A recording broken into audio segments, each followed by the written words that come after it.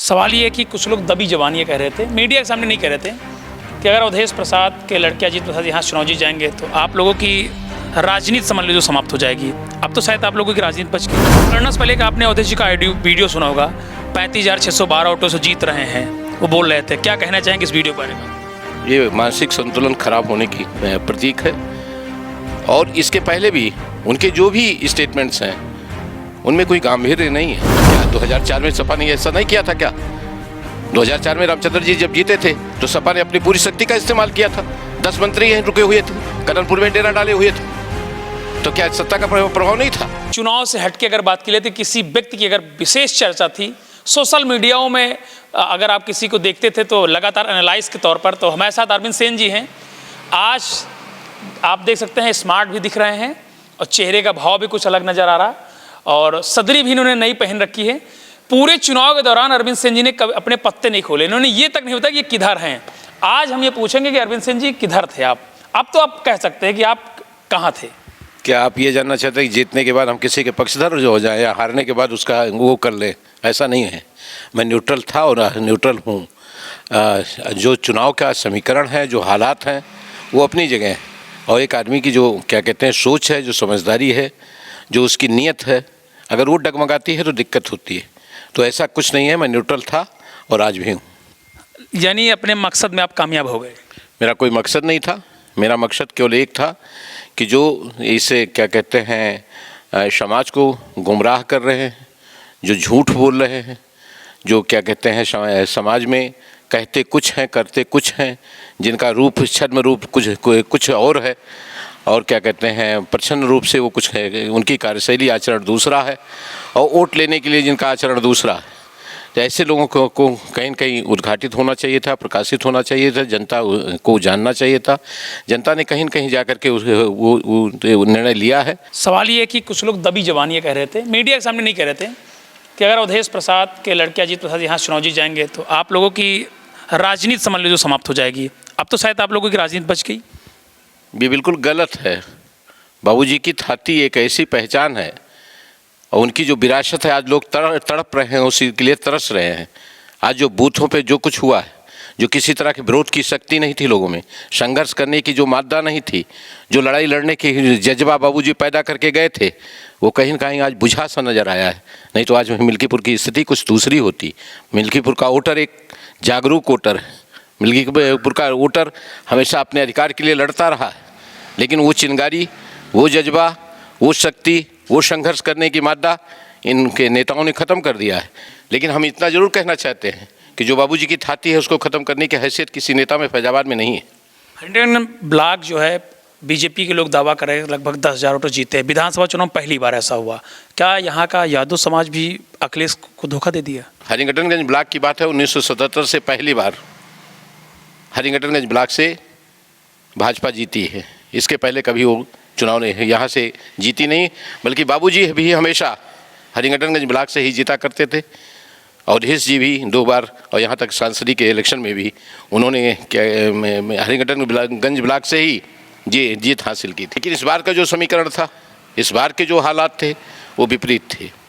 शुरू से ही कहा जा रहा है कि ढेर सारे ऐसे समीकरण हैं, ढेर सारी ऐसी परिस्थितियाँ हैं, और जो जज्बा, मैं बार बार कह रहा हूँ, जो जज्बा बाबूजी के कालखंड में था, उनके कार्यकाल के दौरान था, वो जज्बा ना तो क्या कहते हैं बूथ पे दिखाई पड़ा, ना वो उत्साह मतदाताओं में दिखाई पड़ा।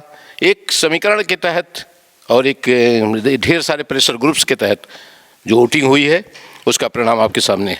यादव बात के लिए कि तो यादव मतदाता कहाँ, किसका रुझान किस तरफ ज़्यादा था? समाजवादी पार्टी तो हमेशा कहती यादव, लेकिन क्या इस बार यादव मूव हुआ भाजपा की तरफ? अगर मुझसे साफ शब्दों में जानना चाहते हो तो 5-10% भाजपा की तरफ मूव हुआ हो।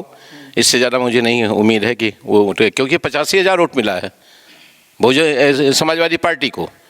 लोकसभा के चुनाव में 95,000 वोट मिला था। 10-11 हज़ार वोटों का अंतर है, बाकी कोई ऐसा परिवर्तन नहीं हुआ। वोट जो माइनस हुआ है 10-11 हज़ार, अगर 95,000 वोट पा गए होते लोकसभा के बराबर हो जाते वो। लेकिन 85,000 वोट चूक कहाँ हो गई?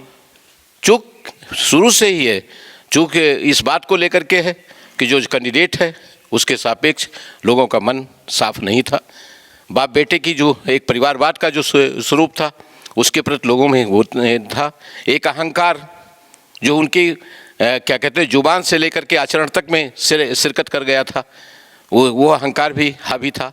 जनता उसको देख रही थी। आरोप भी तो लगाया कि बेईमानी से बीजेपी यहाँ पर जीती। निश्चित रूप से प्रशासनिक शक्तियाँ इस्तेमाल हुई हैं, लेकिन नहीं, प्रशासनिक शक्तियों के इस्तेमाल का परसेंटेज क्या था, उसका प्रभाव कितने % रहा, ये अपनी जगह है। और सत्ता का चुनाव हमेशा इसके पहले सपा आरोप लगा रही है, वो सही है कि नहीं? क्या 2004 में सपा ने ऐसा नहीं किया था? क्या 2004 में रामचंद्र जी जब जीते थे तो सपा ने अपनी पूरी शक्ति का इस्तेमाल किया था। 10 मंत्री यहीं रुके हुए थे, कदमपुर में डेरा डाले हुए थे, तो क्या सत्ता का प्रभाव नहीं था? आज ही सत्ता का प्रभाव। उपचुनाव हमेशा सत्ता का हुआ करता है। नहीं, वो कह रहे हैं कि वो तो जीते थे, जबरिया जिताया गया भाजपा प्रत्याशियों को यहाँ पर। नहीं, जबरिया जिताने का कोई सवाल नहीं। 10% कोई आदमी प्रभावित कर सकता है, 20% प्रभावित करता है, लेकिन इससे ज़्यादा नहीं प्रभावित कर सकता है। मतगणना से पहले का आपने अवधेश जी का वीडियो सुना होगा, 35,612 ऑटो से जीत रहे हैं, वो बोल रहे थे। क्या कहना चाहेंगे इस वीडियो के बारे में आपको? ये मानसिक संतुलन खराब होने की प्रतीक है। और इसके पहले भी उनके जो भी स्टेटमेंट्स हैं उनमें कोई गांभीर्य नहीं है, उनमें कोई गंभीरता नहीं है, उसमें संसदीय भाषा नहीं है, उसमें कोई राजनीतिक चेतना नहीं है, राजनीतिक गांभीर्य नहीं है उसके अंदर। और ये उनका भ्रम भी हो सकता है, ये लोगों को गुमराह करने का एक तरीका भी हो सकता है। लेकिन एक दिन पहले था तो इसका मतलब कहीं न कहीं लोगों के अंदर धार्मिक भाव से ले जा करके उसको थोपने का था, उसको कहीं न कहीं उसका लाभ उठाने का, राजनीतिक लाभ उठाने का मामला था। एक मामले में वो रोए भी थे इंसाफ के लिए, उसका कुछ असर पड़ा था कि नहीं? ठीक है, उस इंसाफ के सापेक्ष उस बच्ची के बाद वहाँ जाने के बाद समाजवादी पार्टी का कोई कारिंदा वहाँ न तशरीफ़ ले गया हो तो बताइए, किसी तरह की कोई मदद की गई हो तब बताइए, या जो की है शायद उसके बाद 50,000 की मदद पवन पांडे जी ने की है। उसके बाद किसी तरह की तकनीकी या विवेचनात्मक कोई पहलू उठा करके उसमें किसी तरह की शिरकत की गई हो। सांसद जी रोए थे, उन्होंने कहा इस्तीफा दे देंगे अगर न्याय नहीं मिलेगा तो। वो उनका अपना वो है, उस पर हम क्या कमेंट कर सकते हैं। लेकिन मेरा ये कहना है कि जिस लड़ाई को आप लड़िए, अगर उसको न्याय में नहीं मिला तो आप हाई कोर्ट जाइए, आप सुप्रीम कोर्ट जाइए, आप ले तो जाइए उसको कहीं, और जो बिंदु हैं उन बिंदुओं को उद्घाटित करिए जनता के सामने कि फला चीज़ों पे विवेचना नहीं हुई, फला चीज़ों को उद्घाटित नहीं किया गया। जा करके उनके घर वालों से बात करिए कि जो अनावरण हुआ है प्रकरण का, घटना का, उसमें क्या कमियां हैं। कितना प्रभाव पड़ा उनके चुनाव में आने से? उनके आने से नहीं, 90-10 का एवरेज हुआ, हो सकता है वो सिमट करके 75-25 हो जाता, 80-20 हो जाता। 20-25% चुनाव में 15-20-25% का फायदा हुआ। सवाल है अभी भी, आप बता सकते हैं कहाँ थे आप? न्यूट्रल, किसी के साथ नहीं था मैं। अगर आप जानना चाहते हो तो मैं आपको बता देना चाहता हूँ, मैं वैसे गोपनीय है, मैंने नोटा को वोट दिया था। नोटा? जी। किसी को वोट नहीं दिया? किसी को वोट नहीं दिया। ऐसा क्यों? आपने किसी को पसंद क्यों नहीं? क्योंकि मेरे मानक के अनुसार कोई कैंडिडेट नहीं था। ऐसे कैंडिडेट कहाँ से लाए जाएंगे? वो समय बताएगा।